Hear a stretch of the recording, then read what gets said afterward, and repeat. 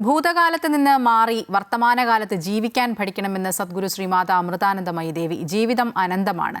നീർക്കുമിള പോലെ ഏത് നിമിഷവും പൊട്ടാവുന്നതുമാണ്. വാക്കിലും പ്രവൃത്തിയിലും കൃത്യമായ ബോധം വേണമെന്നും അമ്മ പറഞ്ഞു.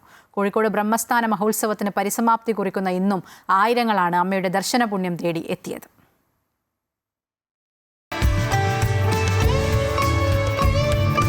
ബ്രഹ്മസ്ഥാന മഹോത്സവത്തിന്റെ രണ്ടാം ദിനമായ ഇന്നും അമ്മയുടെ ദർശന പുണ്യം തേടി ആയിരങ്ങളാണ് രാവിലെ മുതൽ ഒഴുകിയെത്തിയത്. ഇന്നലെ 2 മണിവരെ നീണ്ട ദർശനത്തിന് ശേഷം ഇന്ന് രാവിലെ 11 മണിയോടെ തന്നെ വേദിയിലെത്തി. തുടർന്ന് പൗരപ്രമുഖരുടെ നേതൃത്വത്തിൽ അമ്മയെ സ്വീകരിച്ചിരുത്തി.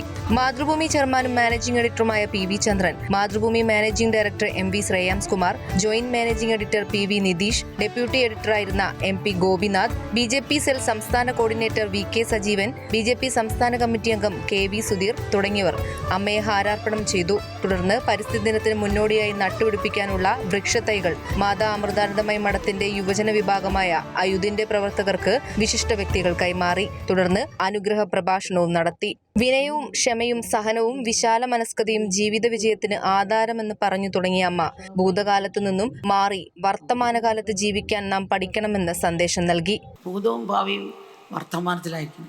ഈ നിമിഷമാണ് നമ്മുടെ കയ്യിലുള്ളത്. ആ വർത്തമാനത്തിൽ നമ്മൾ നല്ല കർമ്മം ചെയ്താൽ തീർച്ചയായിട്ടും 90% വ്യത്യാസം ഉണ്ടാക്കാം. പിന്നെ വരുന്ന സാഹചര്യങ്ങൾ നമ്മൾ നേരിട്ടേ പറ്റുള്ളൂ, അല്ലാതെ നേരിടാൻ പഠിക്കണം എന്നുള്ളതാണ്. തുടർന്ന് ഭക്തിഗാനസുധയും നടന്നു.